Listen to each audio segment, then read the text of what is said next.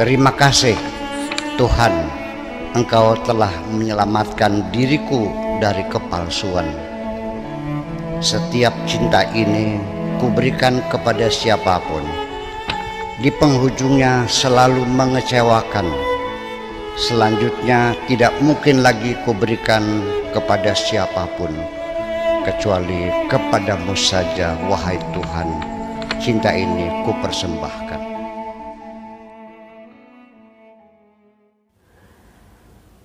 Aku tidak ingin memiliki.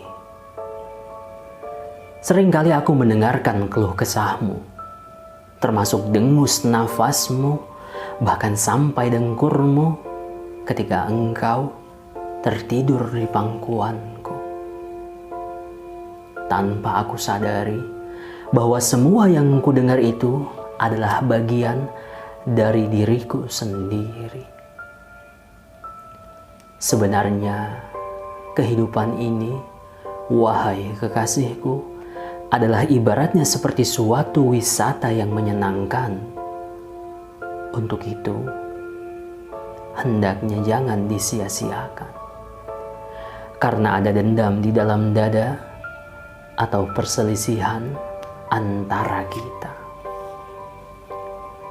Seringkali kita terpaksa harus berbaik-baik dengan seseorang, bukan karena apa-apa, tetapi karena tidak ada pilihan yang lain. Apakah engkau bercita-cita ingin kaya, ataukah ingin bahagia, adalah pilihanmu. Dan segala resikonya harus engkau tanggung sendiri. Kaya dan bahagia adalah dua hal yang berbeda. Bisa bertemu dan bisa juga berpisah.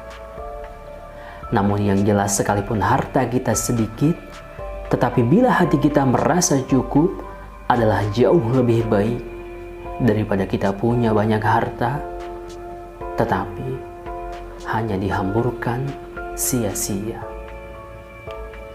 Bisa saja mulutnya mengatakan ingin mencari kebahagiaan, tetapi sepak terjangnya memastikan dia mencari harta.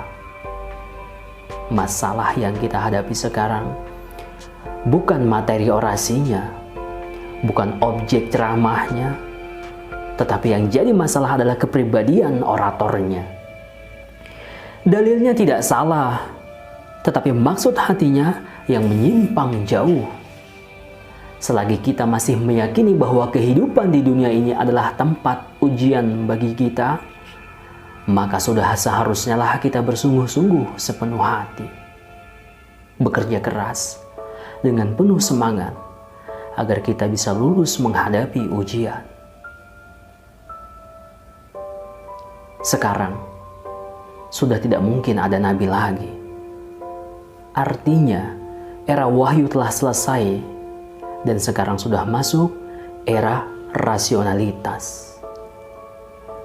Seperti seorang anak bayi, ketika sudah berusia 2 tahun, maka mesti disapi, tidak mungkin disusui seumur hidup. Dalam menghadapi kehidupan, bukan mencari dalil untuk mengetahui boleh atau tidak, melainkan dengan logika sebagai anugerah Tuhan kita pakai untuk mencari solusi.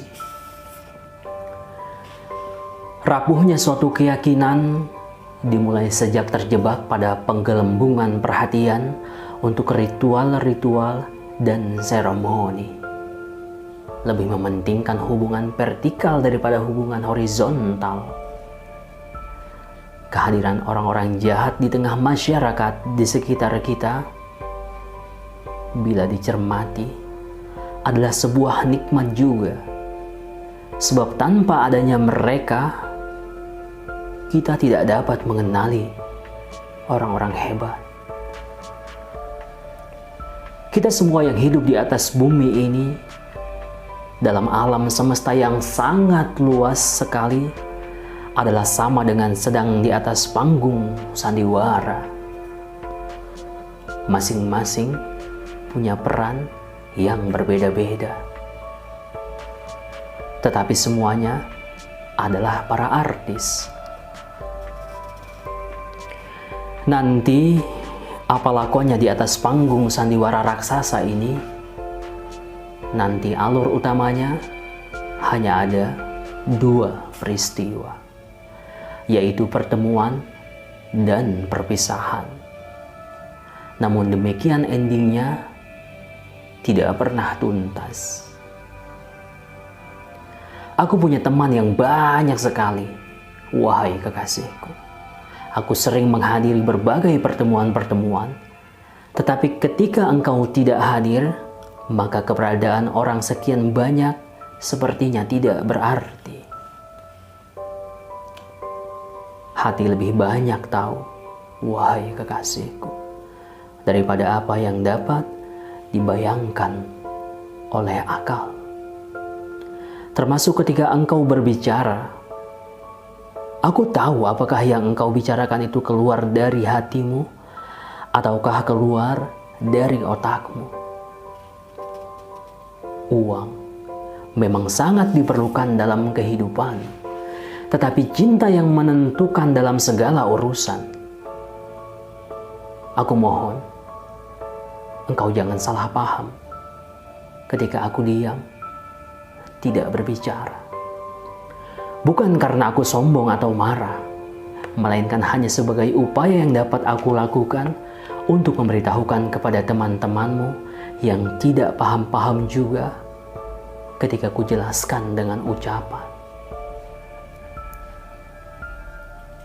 Nanti pada akhirnya, wahai kekasihku, semua musibah yang menimpa diri kita selama di dunia ini adalah benar-benar penampilan keadilan Tuhan dan kebenaran yang tidak dapat ditolak.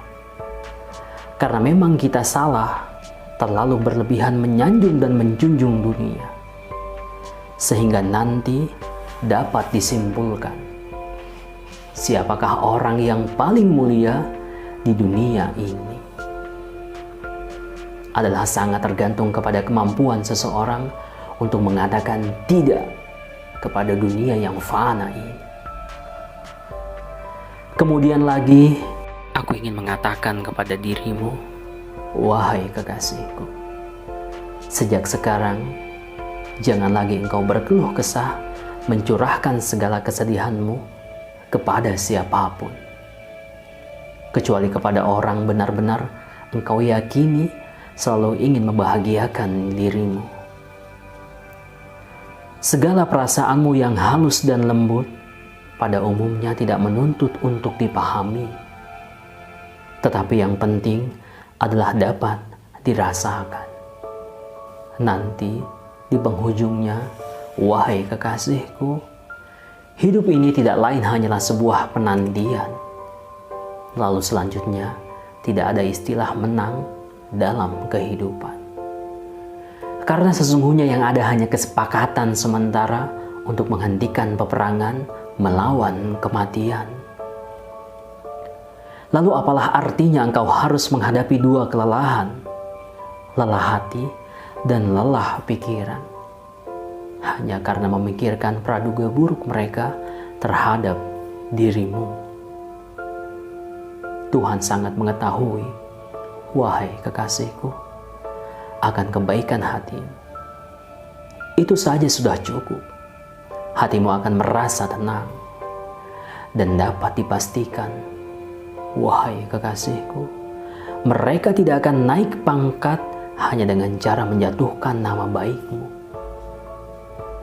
Untuk menghadapi mereka yang ingin mencemarkan nama baikmu, wahai kekasihku, engkau tidak perlu menyusun argumentasi dan membuat banyak alasan untuk membenarkan dirimu sendiri. Yang lebih baik adalah engkau memperbaiki dirimu sendiri dan merubah cara pikirmu. Lebih baik engkau berkonsentrasi untuk menikmati indahnya hari ini. Tidak usah menyesali hari kemarin dan gelisah menghadapi hari esok. Mendekatlah kemari, wahai kekasihku. Nikmatilah hangatnya pelukanku. Atau juga lebih baik engkau merubah cara menganalisa peristiwa yang menimpa dirimu. Nanti setelah itu, engkau akan merasakan adanya perubahan rasa dan peningkatan kualitas emosimu dalam menghadapi peristiwa apapun.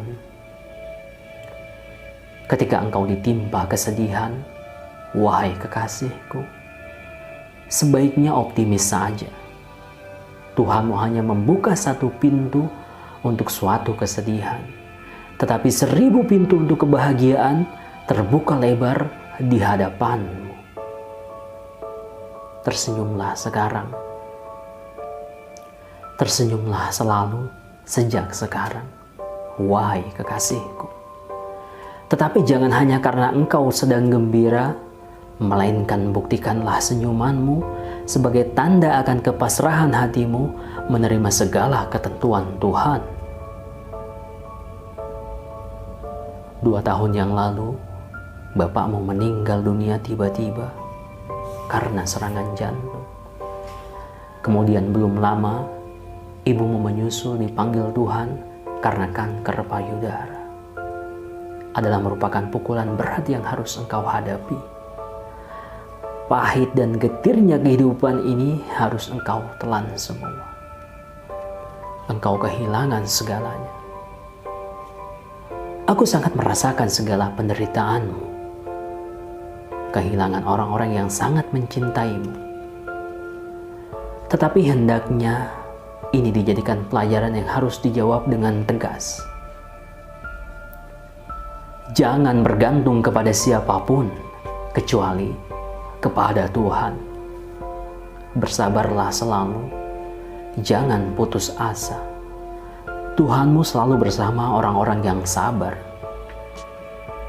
Aku terus berbicara dan engkau tetap diam, tanpa sahutan dan tanpa komentar sepatah pun. Hanya air mata yang meleleh menyeberangi pipimu yang merah itu. Sampai akhirnya aku sarankan kepadamu, besok buka rekening di bank yang dekat dengan rumahmu. Untuk apa? Tanyamu kemudian. Setiap bulan akan kutransfer 5 juta rupiah untuk menyelesaikan kuliahmu yang hanya tinggal 2 semester lagi. Jelasku lebih lanjut. Engkau tidak menjawab sepatah kata pun, hanya air matamu yang terus berderai. Karena kurasakan adanya kegamangan dalam dirimu, maka terpaksa aku jelaskan lagi. Engkau tidak usah khawatir, aku tidak punya maksud untuk menikahi dirimu.